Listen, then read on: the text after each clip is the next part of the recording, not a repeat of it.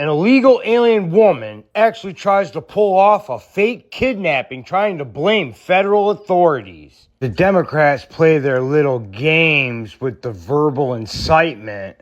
ICE comes under fire across the entire country. As Julie was driving to work last Wednesday, when she noticed a couple of vehicles following her. That's when she pulled into this parking lot at Alameda and 14th Streets. Julie was taken directly from this parking lot to the border at San Isidro. Mother of three is taken at gunpoint by two men in unmarked cars. Family members and some people in the community are demanding answers. Folks got off of those trucks armed with masks and they took her. As when she was allegedly in custody, we saw outrage across social media with a GoFundMe that's also mysteriously missing. We even had an emotional appeal from the mayor of Los Angeles, Karen Bass. She's a mother from LA, taken out of her car on her way to work, and then held in a warehouse as officers hoped she would self-deport. No hearing, just fear. This doesn't make anyone safer. Of Justice has filed criminal charges against a South LA woman saying she staged a fake immigration kidnapping. Uriana Julie Calderon is facing charges of conspiracy and making false statements to federal officers. Last month, the local activist said she was taken from a South LA parking lot by so-called bounty hunters and into federal custody. She also claimed she was held at a facility near the border where she was urged to self-deport. Homeland Security called this case a hoax and say they found her on July 5th at a shopping center in Bakersfield. They also say phone records and surveillance video proves her story is not true. She is currently in custody, awaiting her first court appearance. And she was an illegal immigrant. What a stupid move. That hoax was obviously to try to raise the tensions. That was to raise the heat, the temperature in the room. That was definitely in an attempt to incite violence, along with an attempt to earn $4,500. But, so, we see what they're doing, and they become even more explicit in calls like these to violence. This was in San Antonio, Texas, where a challenger for a District 1 council called for the killing of ICE agents in Los Angeles. You won't even believe this. This is Matthew Guana, and he posted the comment here on X in response to DHS agents arresting illegals in LA. He says, and they will get shot by the Los Angeles public. I want to see a few dead ICE agents, Los Angeles. Don't let me down. Pleasant piece of work that guy is, huh? I bet you he'll get elected. Now on to the vice mayor of a small city in Los Angeles County. Not for nothing, but I want to know where all the cholos are at in Los Angeles. 18th Street, Florencia. Where's the leadership at? Because you guys are all about territory, and this is 18th Street, and this is Florencia. You guys tag everything up, claiming hood. And now that your hood's being invaded by the biggest gang there is, there ain't a peep out of you. This is the all-American that the Democrats try to hold up as their own. This is the American. She seems very patriotic. And I think this guy is a labor leader, some kind of union boss or something. Are you ready to fight? Yeah! Are you ready to fight? Yeah! Real pleasant cast of characters, huh? And this guy's some kind of representative. I think he's a congressman.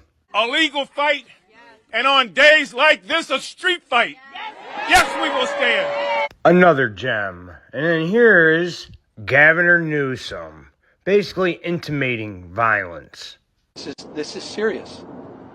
I mean, if someone just randomly, if I'm walking down the street with my kids and someone grabs me with a mask on and tries to throw me in an unmarked van, and I am looking at my kids, I'm surprised someone hasn't gotten hurt. Someone is going to get hurt.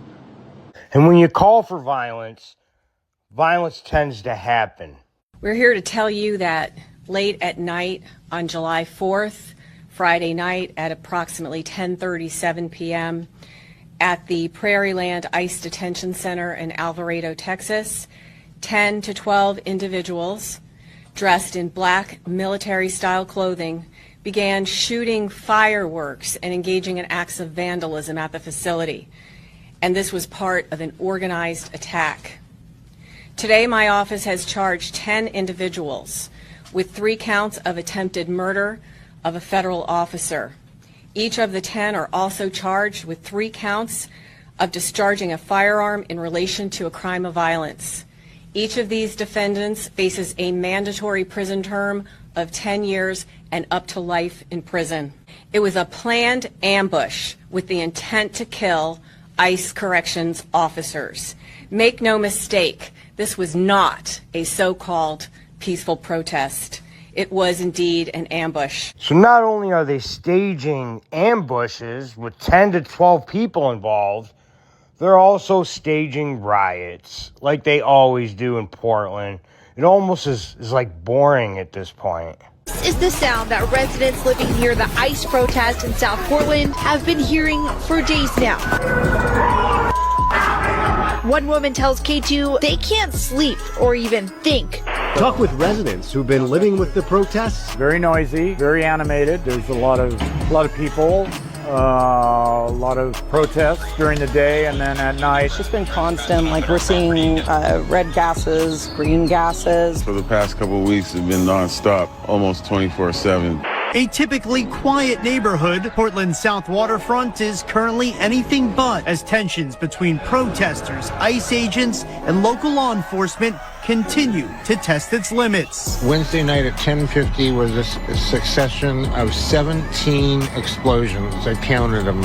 Police maintain that they want to allow demonstrators to exercise their First Amendment rights. The day has remained relatively calm, though I did speak with one protester who called in a bomb threat. Can you imagine living in a city like that? Or living in a city like this where there's just random migrant protesters running around shooting at police? Federal immigration officers were carrying out a raid with a search warrant at a Southern California marijuana facility. Hundreds of protesters swarmed that area despite warnings from the U.S. attorney, who told them not to interfere or they'd be charged with a federal offense. There were no reports of any injuries, but the video appears to show that man shooting a pistol at law enforcement agents. Pretty insane footage, huh? The chaos and pandemonium was so severe that the police didn't even notice that there was a migrant shooting at them. And here's Tom Holman talking about the Border Patrol officer that was randomly attacked and shot in the face in a park in northern Manhattan, New York. Flood the zone. You don't want to let us into jail to arrest a bad guy in the safety and security of a jail. You want to release him into the street, which makes it unsafe for the community, makes it unsafe for the officer, makes it unsafe for the alien. Anything can happen on a street arrest. The crackdown sparked by Saturday night's shooting. 2 men on a moped roll up on a couple on the shores of the Hudson. One man approaches them with a gun. The victim, an off-duty customs officer, draws his gun and the suspect opens fire. In the shootout, both men are wounded. The gunman and his accomplice take off into the night. One drops the other at a Bronx hospital, and both are later arrested. They are undocumented migrants from the Dominican Republic. The suspected gunman, Miguel Francisco Mora Nunez, was ordered deported in November of 2024, but has a series of prior arrests, including a warrant for armed robbery in Massachusetts.